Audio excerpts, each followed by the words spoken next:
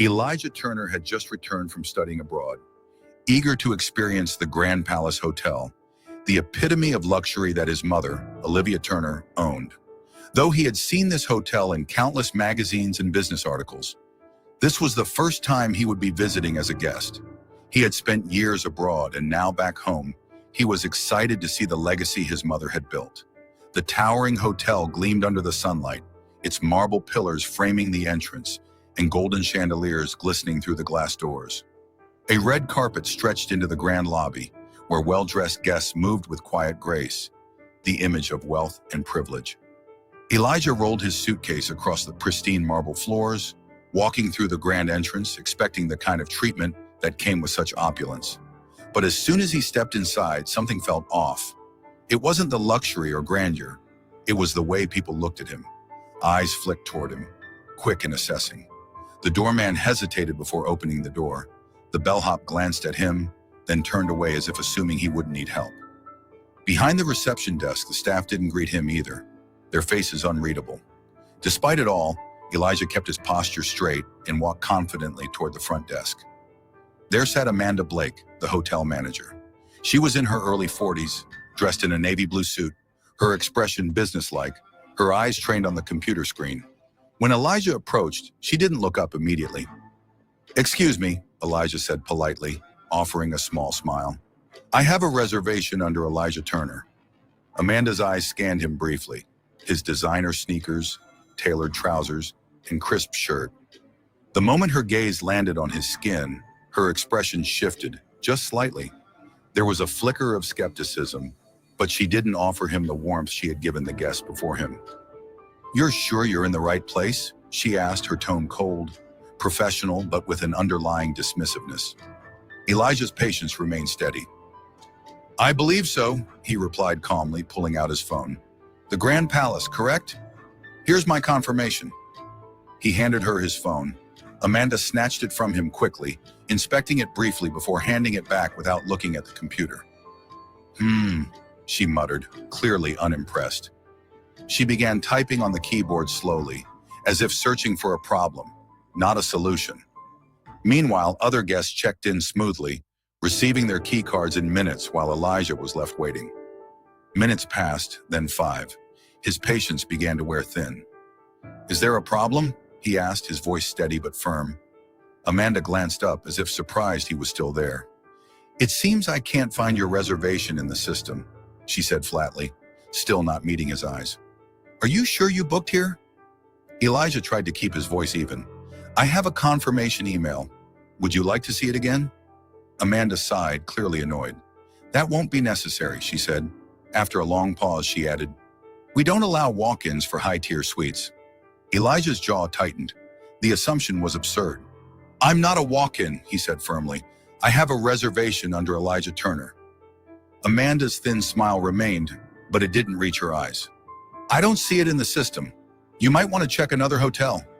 Her words stung, but Elijah knew this wasn't about the reservation. This was about who she thought he was. Without another word, he sat down in the lobby, patiently waiting. Elijah sat in the lobby, his suitcase by his side, as the minutes ticked by. The lobby buzzed with the quiet hum of activity. Guests checked in, bellhops moved swiftly with luggage, and the distant clink of glasses echoed from the bar area. But Elijah, seated near the polished marble pillars, felt as though the world around him had turned a little quieter. He was no longer just a guest. He was an invisible presence, dismissed without reason. The silence in the air grew thicker. Every few minutes, an employee would pass him, but none stopped.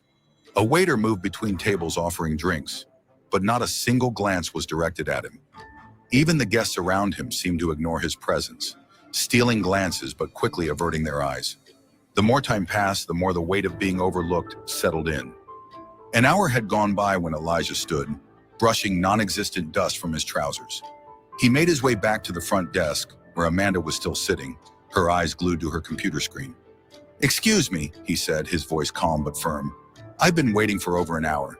Can you please check my reservation again?" Amanda looked up, her gaze cool and calculating, as though she had been expecting him to make another move. "It seems I'm still unable to locate your reservation. she said in a tone that suggested she had already written him off as a non-issue. Elijah's jaw tightened, but he kept his composure. I showed you the confirmation earlier. The reservation is under Elijah Turner. I'd like you to check it properly this time. Amanda's lips twisted into a thin smile that didn't reach her eyes. I already told you, we don't allow walk-ins for high-tier suites. Maybe you've mistaken this hotel for somewhere else. A slow burn of frustration began to rise within Elijah, but he kept his voice steady. I'm not a walk-in. I'm a guest who booked in advance. Amanda ignored his words, turning her attention back to her screen, her fingers tapping leisurely on the keyboard, as though she were more concerned with making the process as painful as possible than actually resolving the issue. Elijah stood there, watching her stall as the minutes stretched on. His patience was beginning to wear thin, the unfairness of the situation growing ever clearer. The longer he waited, the more obvious it became that the issue wasn't his reservation. It was something deeper, something that Amanda was too eager to overlook. Around him, other guests continued to check in effortlessly. A family of 4 moved past, each of them warmly greeted and ushered to their rooms without so much as a second glance at Elijah. A businessman stepped up to the desk, his reservation confirmed within moments. No one made him wait. No one questioned his presence. Elijah took a deep breath, trying to hold on to his composure. He wasn't about to make a scene, but the humiliation of being treated this way was starting to build. He had waited patiently long enough, been courteous and polite, but his time was being wasted. Finally, he cleared his throat and said, his voice now cold, I've waited long enough. Either you check my reservation properly, or you give me a valid explanation for why I'm being ignored. Amanda's gaze flickered briefly, and for the first time, she seemed mildly perturbed. You can wait in the lobby while I check it again, she said dismissively, before turning her back to him. It wasn't a solution, it was another delay. Without another word, Elijah turned and walked back to the seating area in the lobby. He could feel the eyes on him as he moved, the whispers and stares from the staff and guests alike. But he kept his head held high. He had nothing to prove. As he sat back down, the sting of the treatment didn't lessen. It only grew sharper. The waiting, the ignoring, the dismissing. Another 20 minutes passed, then 30. Elijah's patience, once steady, was now beginning to fray. He could hear the constant buzz of conversation around him, the clink of glasses, the soft footfalls of guests walking past. But it all felt like a distant hum, as if he were in a separate world, one where he didn't belong. He glanced up at the reception desk once more. Amanda Blake was still absorbed in her work, her fingers moving mechanically across the keyboard. She hadn't even looked at him since he returned to the lobby. It was as though he no longer existed in her world, only an inconvenience to be dealt with when it was convenient for her. Elijah leaned back in his chair, trying to steady his breathing. He had experienced his share of subtle discrimination before, quiet glances, unspoken judgments. But this was different. This was deliberate, calculated. He had done everything by the book, arrived with his reservation confirmed, but somehow he was being treated like an outsider. Behind him, the lobby continued to pulse with activity, with people coming and going, checking in without issue. A couple with matching luggage strolled past him, greeted warmly by the staff. The bellhop smiled at them as they entered the elevator. Not a single word was spoken in his direction. As the minutes dragged on, the weight of the situation grew heavier. Elijah had always prided himself on his calm composure, but he could feel the slow, simmering frustration beginning to rise. He checked his watch. It had been over an hour since he first arrived. He had every right to expect basic respect, to be treated as any other guest would be, but instead he was left to sit and wait, ignored and dismissed. His thoughts were interrupted by a soft voice from behind the desk. Amanda was finally speaking again, but her words only deepened the frustration. "You're still here?" she said, her voice flat, barely masking her irritation. "I told you it might take a while. We have a strict policy here, you know." Elijah clenched his fists at his sides but said nothing. He didn't need to respond to her jabs. Her actions spoke louder than her words. At that moment, a new group of guests approached the desk, an older couple with luggage in tow.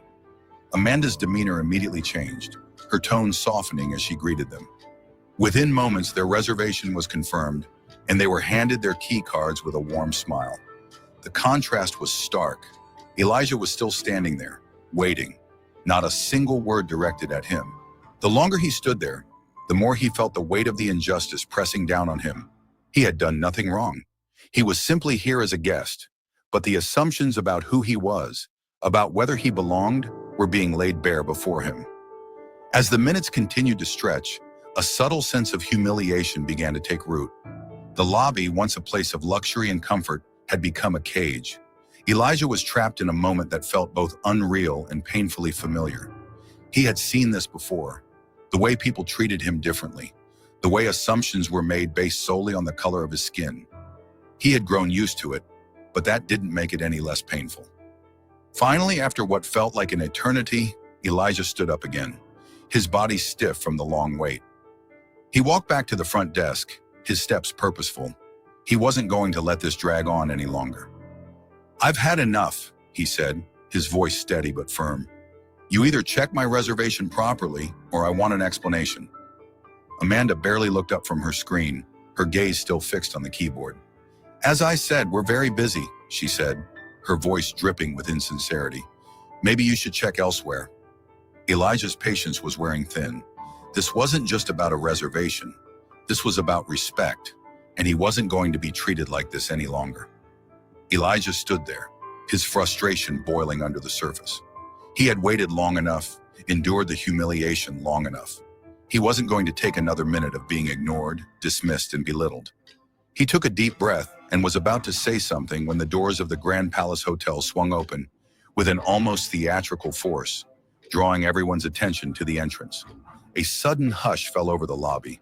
In walked Veronica Turner. Her presence was undeniable. She moved with the quiet grace of someone who commanded the space around her without effort, as though the world bent to her will the moment she entered. Dressed in a striking crimson power suit that fit her like armor, she exuded an aura of control, strength, and authority. Her heels clicked sharply against the marble floors, the sound cutting through the silence, every step deliberate. Elijah recognized her immediately, though he had only seen her in corporate meetings and from afar. She was his mother, Olivia Turner, the woman who had built this empire, the woman who, with her vision and determination, had created a hospitality dynasty. Her eyes, dark as onyx, scanned the room with the sharpness of a predator hunting its prey, the intensity of her gaze sending an involuntary shiver through the staff and guests. Amanda Blake stiffened, her entire body locking into place.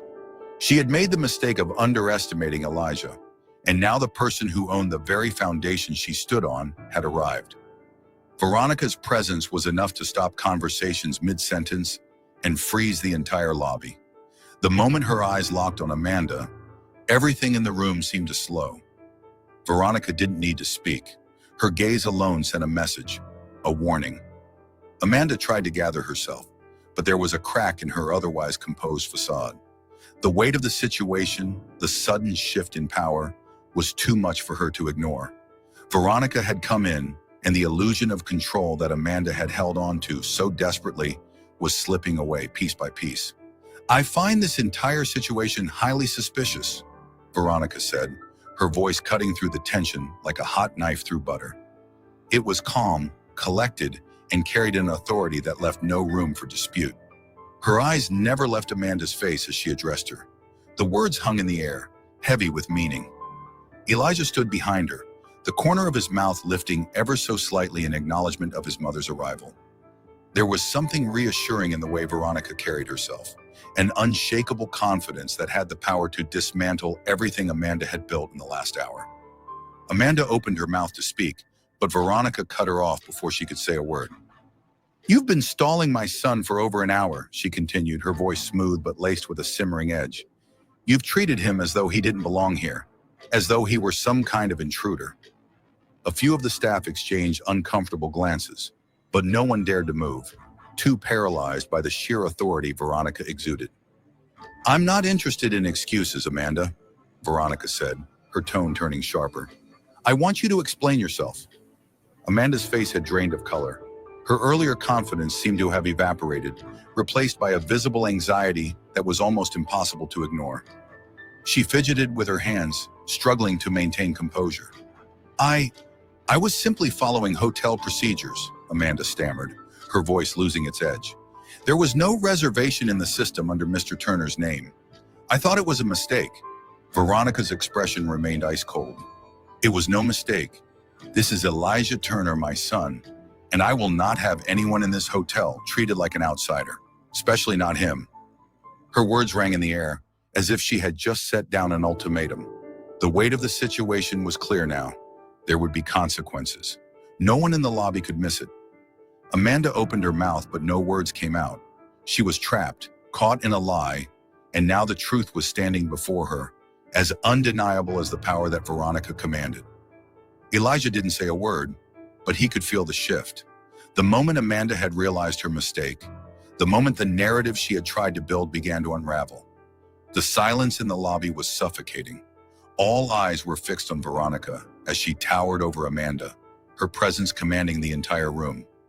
Elijah, still standing behind her, felt a mix of emotions: relief, anger, but most of all, gratitude for his mother's unwavering defense. He had been humiliated, ignored, dismissed, but now everything was about to change. Veronica's gaze remained locked on Amanda, her piercing eyes stripping away the woman's carefully constructed facade. "You've lied to me!"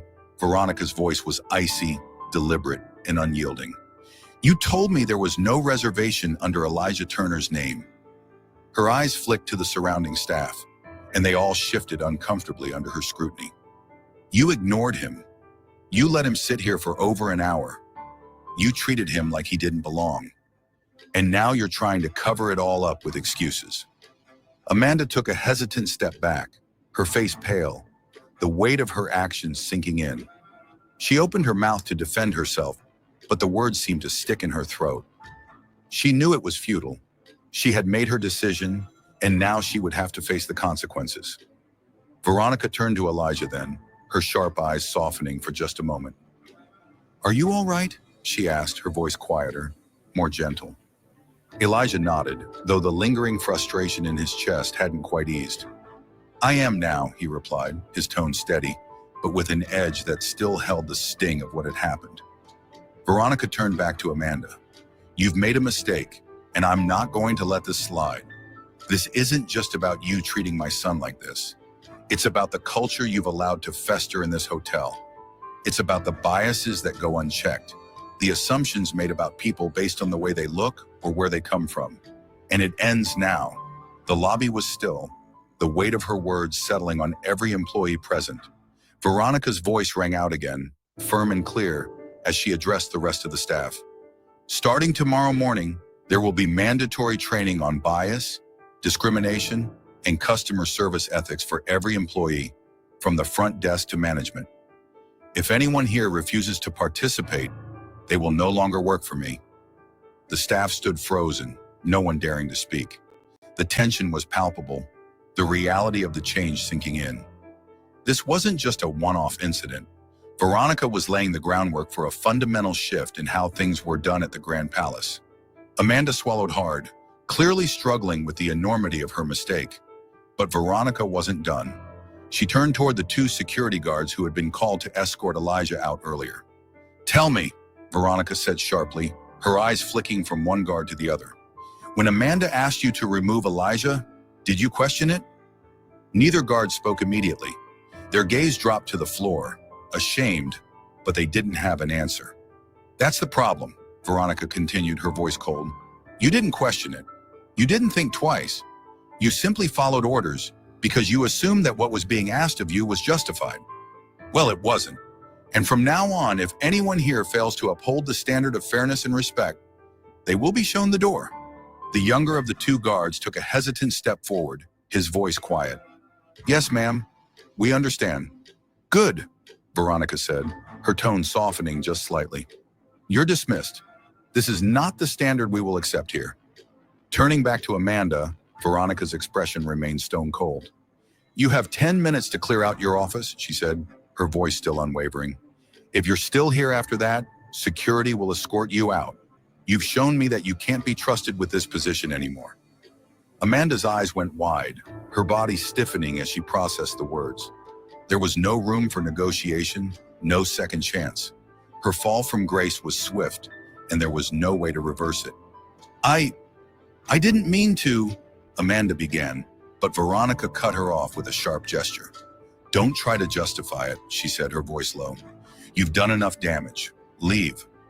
With that, Amanda turned, her face a mask of disbelief and humiliation, and retreated toward the employee corridor. It was clear she had nothing left to say. The tension in the room finally broke, the staff breathing out in relief as the inevitable had unfolded.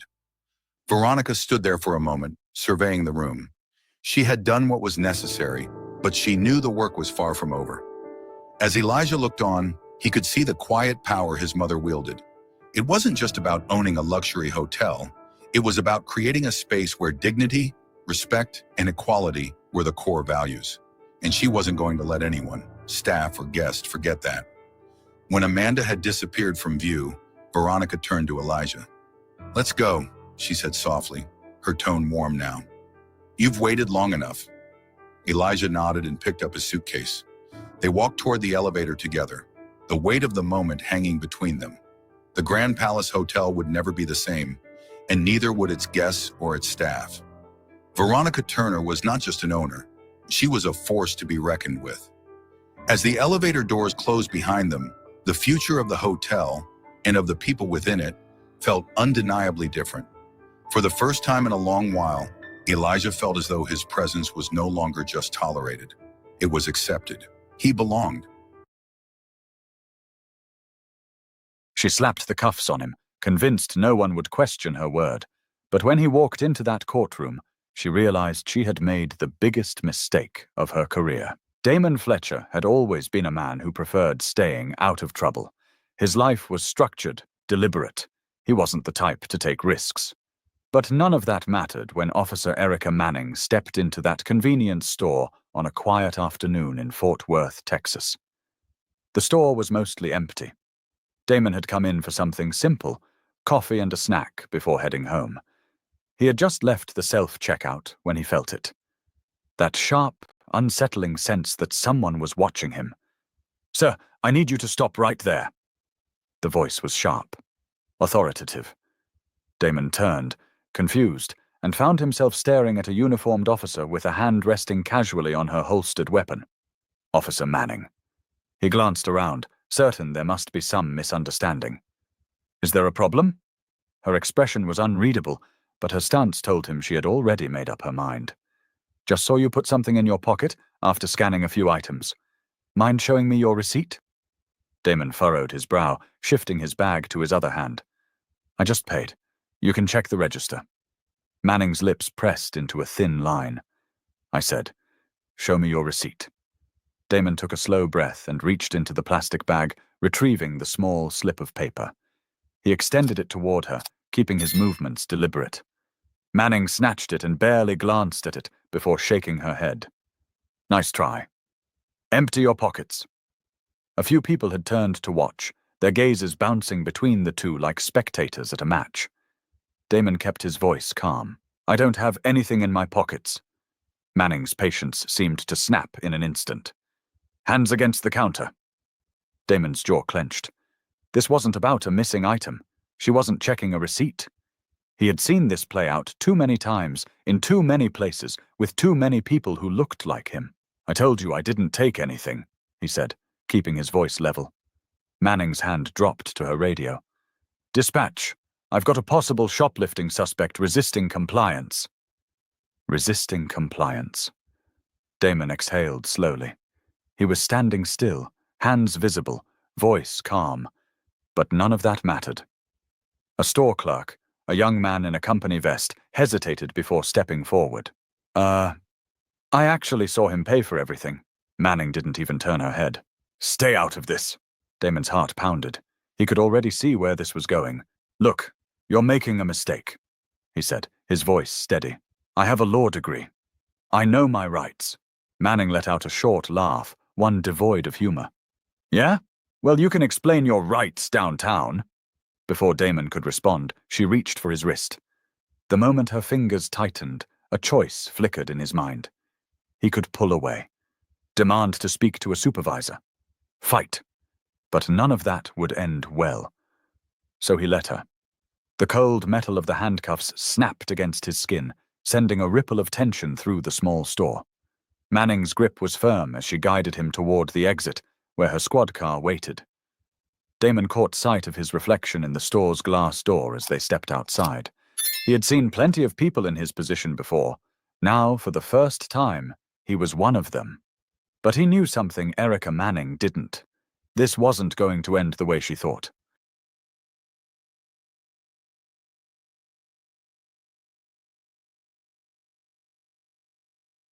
The ride to the station was silent, except for the occasional crackle of the radio. Damon sat in the back, hands cuffed, staring out at the city as it passed by in a blur. He knew better than to speak. Anything he said would be twisted, misinterpreted, used against him. Manning, on the other hand, seemed at ease, said casually, handing over his wallet and personal belongings to the officer on duty. The officer behind the desk, a tired-looking man with graying hair, gave Manning a sideways glance. Serious? Manning shrugged. Had to detain him. Guy was getting hostile. Damon clenched his fists. Hostile? He had barely raised his voice. But that word, hostile, meant something different when it was attached to a man like him. A younger officer, maybe in his early 30s, flipped through Damon's wallet and pulled out a bar association card. His eyes flicked up. You're a lawyer? Damon exhaled through his nose. Yes, Manning snorted. Sure he is. The young officer turned the card over, his eyes narrowing. He's telling the truth. He looked at Manning. You sure about this charge? Manning's face tightened. He stole from the store. The young officer hesitated, then looked at Damon. Sir, do you have a lawyer? Damon met his gaze. I don't need one. A slow, almost amused smirk crossed the officer's face. He glanced at Manning before handing Damon's wallet back. You're going to represent yourself? Damon nodded. Absolutely. Manning let out a short, irritated breath and turned on her heel. Fine. Get him processed. Damon was led down a hallway, past a row of holding cells. He had seen places like this before, from the other side. Now he was here, waiting, just like the men he had once fought to defend. He sat on the bench, watching the minutes crawl by. He knew how this worked. They'd hold him for as long as they legally could, try to pressure him into a plea deal, or worse, let him sit in jail over the weekend to make him learn his lesson. But they had no idea who they were dealing with. The door creaked open, and a guard stepped in. You're being arraigned in the morning. Damon nodded, his mind already working through the strategy. He wouldn't just prove his innocence. He was going to make sure this never happened to another man like him again. Manning, though? She still thought she had already won, but she was about to find out just how wrong she was.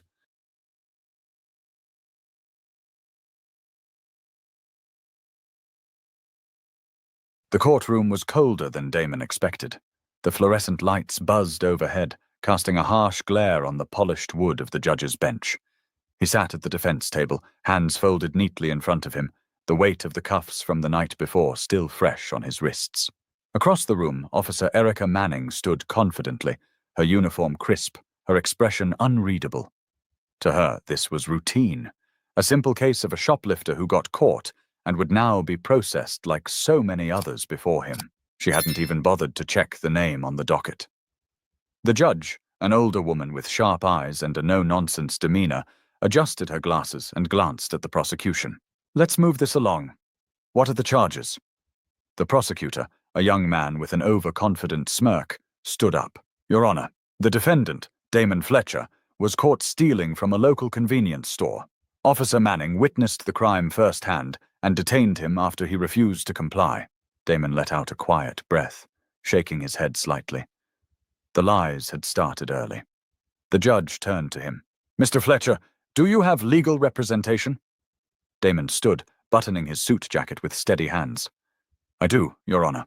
I'll be representing myself. A murmur rippled through the small audience in the back. Even the prosecutor's smug expression faltered slightly. Manning, however, barely reacted. The judge nodded. Very well. Mr. Fletcher, how do you plead? Not guilty. His voice was firm, unwavering. The judge looked toward the prosecution. "Let's hear the officer's testimony." Manning stepped forward, a picture of confidence. "Your Honor, I was on patrol when I entered the convenience store and saw the defendant pocket an item without paying. I approached him and asked to see his receipt, which he failed to produce. He then became argumentative and refused to comply with my instructions." Damon tilted his head slightly. He had heard bad testimonies before, but this was particularly sloppy. The judge turned to him. "Mr. Fletcher, you may cross-examine." Damon stood, adjusting his tie.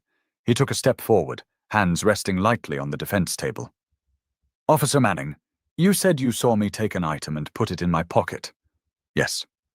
"And you claim I didn't produce a receipt?" "That's correct." Damon nodded, pacing slowly. "Were there security cameras in the store?" Manning hesitated, just for a second, but Damon caught it. Yes, but that footage hasn't been reviewed yet." He turned to the prosecutor. "Did your office request the footage?" The prosecutor shifted uncomfortably. "It wasn't deemed necessary at the time." Damon let that sit for a moment before continuing. "Officer Manning, you also stated that I refused to comply." "In what way?" Manning straightened. "You became aggressive, refused to empty your pockets when asked, and resisted when I attempted to detain you." Damon pressed his lips together, nodding. "Interesting." He turned to the judge. "Your Honor, I'd like to submit Exhibit A into evidence, my purchase receipt, which was in my possession at the time of arrest." He walked over to the bailiff, handing over the neatly folded slip of paper. The judge examined it, her brows lifting slightly. "This receipt shows that Mr. Fletcher did, in fact, pay for all of his items," she said, glancing over her glasses at Manning. "Officer, did you examine this at the time of the arrest?" Manning's posture stiffened. I must have overlooked it." Damon turned back to her. "You must have overlooked it." His voice was even, but the pressure in the room had shifted. Manning's jaw clenched. Damon let the silence stretch just long enough. "Officer, do you have any body cam footage of the arrest?" Manning hesitated again. "My body cam was malfunctioning." The judge's eyes narrowed. "You didn't mention that in your report." Damon folded his arms. "So no body cam footage, no security footage reviewed, and a receipt proving my innocence that was ignored?" He let out a low chuckle. "Tell me, Officer Manning, were you absolutely sure I stole something, or did you just decide I looked like someone who would?"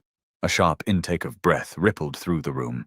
Manning's face flushed, her hands balling into fists at her sides. But this was just the beginning. The real unraveling was about to begin.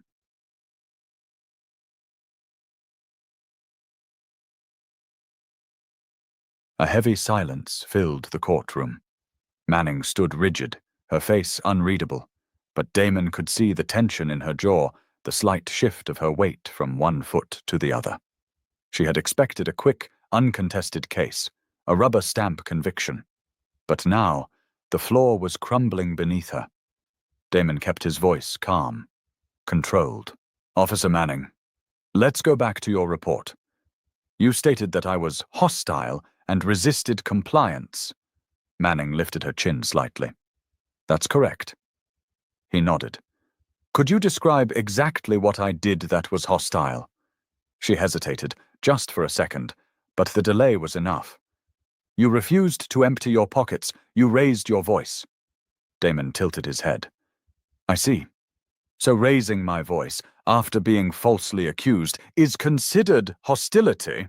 Manning didn't answer. Damon turned back to the judge. "Your Honor, I'd like to submit Exhibit B, video testimony from a store employee who witnessed the entire encounter." The prosecutor shot up from his seat. "Objection! This witness wasn't disclosed prior to trial." The judge waved a dismissive hand. "Overruled. Let's hear it." The bailiff pressed play on a screen at the front of the courtroom. The grainy footage showed a young store clerk sitting at a desk, eyes shifting nervously as he spoke. "I saw everything. The man, Damon Fletcher, he paid for his stuff at self-checkout. Then the officer walked in, looked at him for a second, and went straight toward him. She never even checked the security footage. She just assumed." A hush fell over the courtroom. Damon studied Manning's face.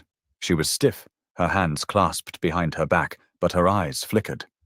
Just for a second, Damon turned to her. "Officer Manning, did you bother asking the store clerk what he saw before making the arrest?" Manning's jaw clenched.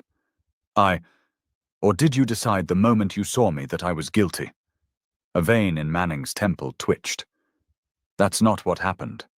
Damon nodded slowly. "Okay, then let's break it down. No security footage reviewed, no body cam footage, no witness statements, just your word against mine. Except now, I have a receipt, a witness, and—" he turned to the judge. "Your Honor, I would like to request a review of Officer Manning's past arrest reports." The prosecutor's chair scraped against the floor. "Objection! That's irrelevant to this case." Damon smiled. "I think it's extremely relevant. If Officer Manning has a pattern of wrongful arrests, it speaks directly to the credibility of her testimony today." The judge studied him for a moment, then nodded. "Request granted." The prosecutor slumped slightly in his chair. Damon folded his hands on the table. "Officer Manning, do you have a history of wrongful arrests?" Her face paled. "No." Damon gave a slow nod. "Interesting." He turned toward the bailiff, who was already pulling up files on a screen. "Because public records show you've had 3 complaints of racial profiling in the last 2 years alone." A murmur ran through the courtroom. Manning's fingers twitched at her sides. Damon turned back to her, his voice steady. "Officer, how many of those cases involved black men?" The silence stretched. Manning finally spoke, her voice tight. "That has nothing to do with this case." Damon raised an eyebrow. "Doesn't it?" She shifted slightly, glancing toward the prosecutor, but he was already rubbing his temple, clearly regretting ever taking this case to trial. Damon let the weight of the moment sink in before speaking again. "Your Honor, at this point, it's clear that I was not only falsely arrested, but that Officer Manning acted with bias and negligence. I move to have this case dismissed immediately." The judge didn't hesitate. "Motion granted. Case dismissed." Damon exhaled. He had won. But he wasn't finished yet. Because some victories are bigger than just one case. And Officer Manning was about to learn that firsthand.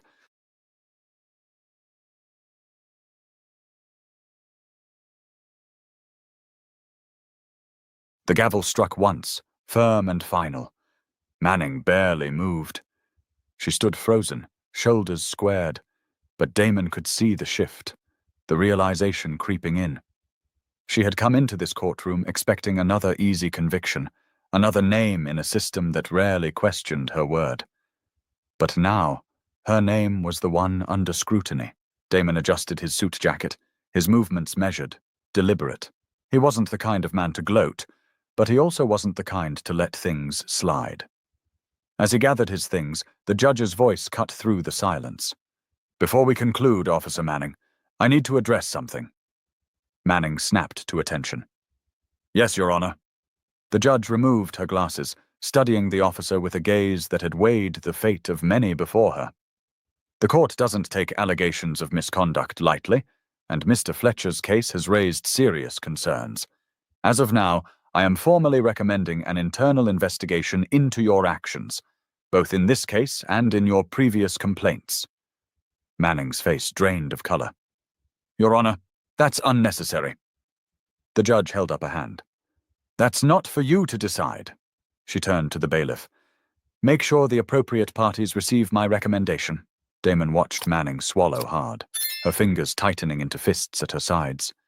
He stepped forward, keeping his voice level.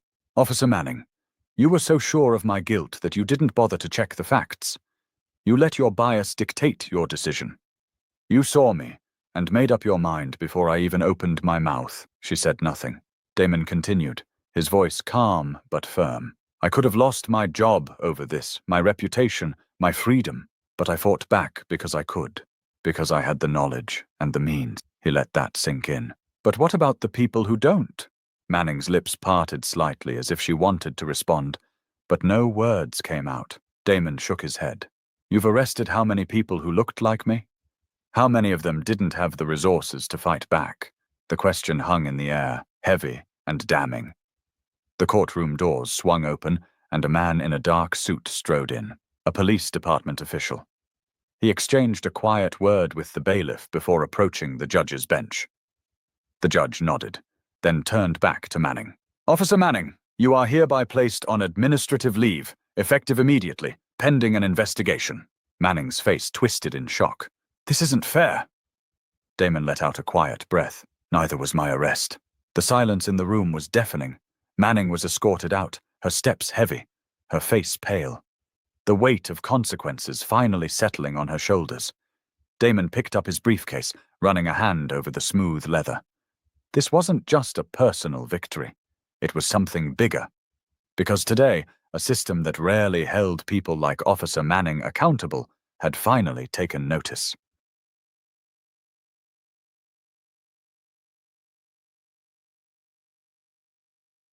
Damon stepped out of the courthouse into the midday sun, inhaling deeply. The air felt different, lighter, clearer, though he knew it wasn't. The world hadn't changed in the last few hours, but maybe, just maybe, one person had been forced to see it differently.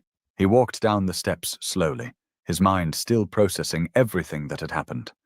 The false accusation, the courtroom battle, Manning's downfall. It was a small victory, but victories like these mattered. A voice cut through his thoughts.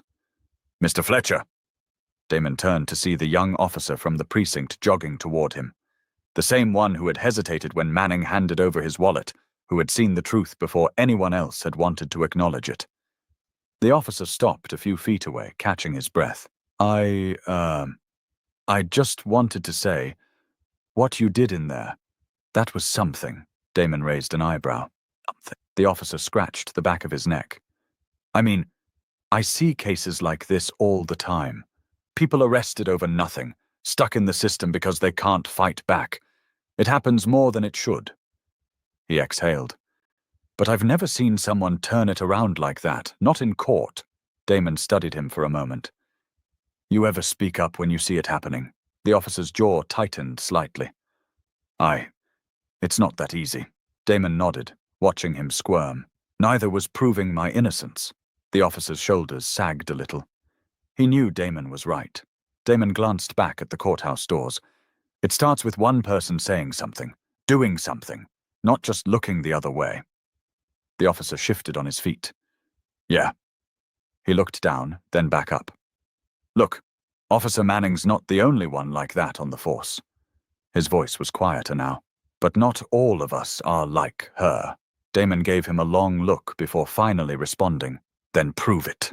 The officer nodded once, then turned and walked away, disappearing into the sea of people moving through the city streets. Damon stood there for a moment, letting it all sink in. He had won his case, but the battle was bigger than just him. There were too many people who wouldn't get their day in court. Too many who didn't have the knowledge, the resources, or even the chance to fight back. And that was what needed to change. He pulled out his phone and stared at the screen for a moment before dialing a number. A woman's voice answered on the other end. "Damon? Everything okay?" He smiled slightly. "Yeah, Mom. Everything's okay." She exhaled, relief thick in her voice. "Good. I've been praying all morning." Damon leaned against the railing, his eyes scanning the streets below. "I think I know what I want to do next." A pause. "Oh?" He nodded, even though she couldn't see him. "I want to start something. Maybe a legal defense fund. Something for people who don't have the means to fight back." His mother's voice softened. "That's a big undertaking, baby." He smiled. "Yeah, but I think it's the right thing to do." She was quiet for a moment before she finally said, "I think you're right." Damon slipped his phone back into his pocket. He had walked into that courtroom as a defendant. He walked out as something else, something more. Because today wasn't just about clearing his name. It was about making sure the next person falsely accused didn't have to do it alone. And that was a fight worth taking on.